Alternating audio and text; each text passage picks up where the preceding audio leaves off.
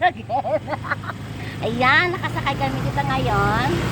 Nag-tricycle ng tita ko. Diba? Ang galing niya mag-drive ng tricycle, guys. Ayan. Ito ang La Union.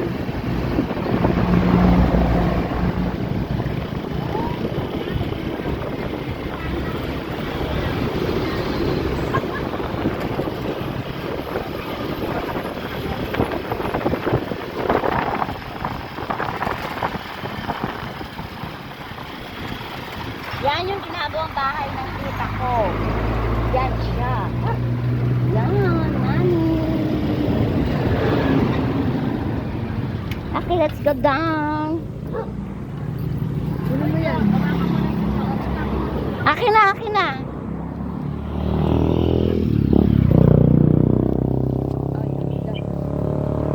Ano, lagay mo kasi doon sa ano. Kasi nga puto nga yan eh. Oh. Pit-pit yan. Ito na yung soft drinks.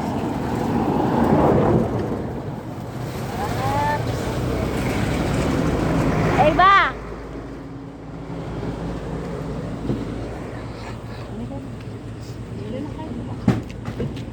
Tingnan ko din siya. Ang init. So, ayan. Yun yung tricycle ng tita ko. Yan. Ito yung tinutuluyan namin na bahay. May tindahan sa harapan. Ayan yung bahay ng uncle ko. Nakatira dyan ngayon yung anak niyang panganay, si Nati. Ito naman.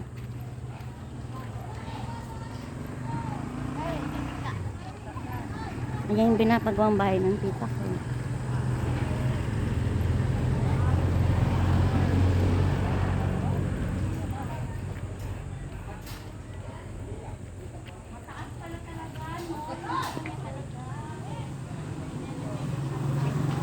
So, ito yung kanilang barangay hall. Barangay Duplas. Ayan, ayan siya. Ayan yung barangay hall. Nakaharap lang sa bahay namin. Dito dati meron dyang bahay. Itong side na to, dito dati nakatayo yung bahay ng lolo at lola ko. So, ibig sabihin, tatay at nanay ng nanay ko. Yan.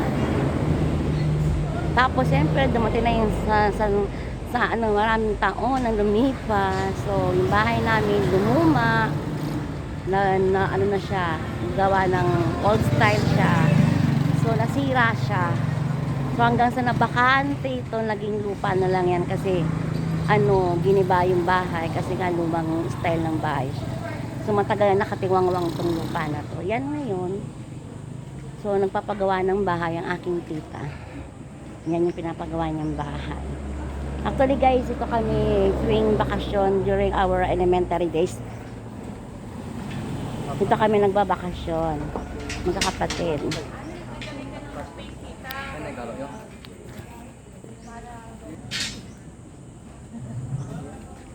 So, ayan po siya. Ayan.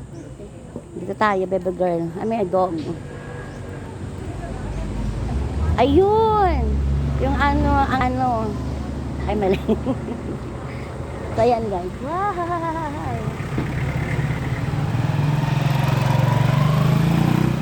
Ito kasi meron daan dito. Papunta dun sa looban. Pasok po.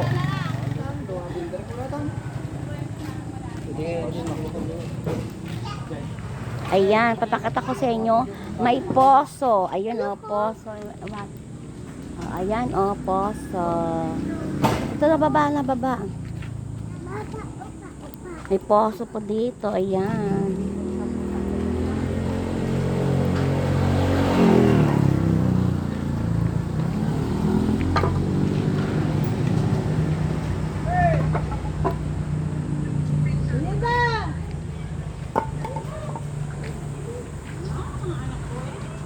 Si Joel. Si Joel tsaka yung anak ni Arnold. Nakita mo? Asan? Ay, GR! Tita! Ah! Hi! At-please ka kami niyo. Ayan ba anak ni Arnold? Buso na lalaki. Okay. Isa pala yan. Hindi nga kilala. Kasi maliliit pa lang talaga sila nun yung ano. Oo, maliliit pa lang sila. Mm. Umuwi na si Aldrin. Nagawidan? Eh, saan na naman yun? Makabay na nung Nabig. Trabaho. Domingo. Yun ang foreman ko, yung nakapag-sombrero ng black tsaka yung matanda. Yan, nakaputi. Sila ang mga Foreman. karpintero. Pero dapat, nakikita nyo dapat ang tita ko, guys.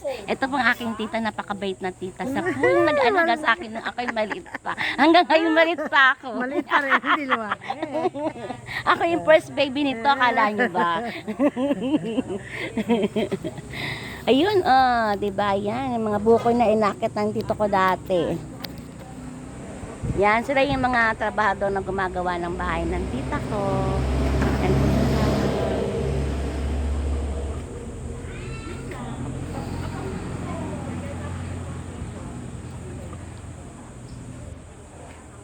Nakatuwa ito poso. Yan, di ba? Parang walang tao dito sa barangay ninyo.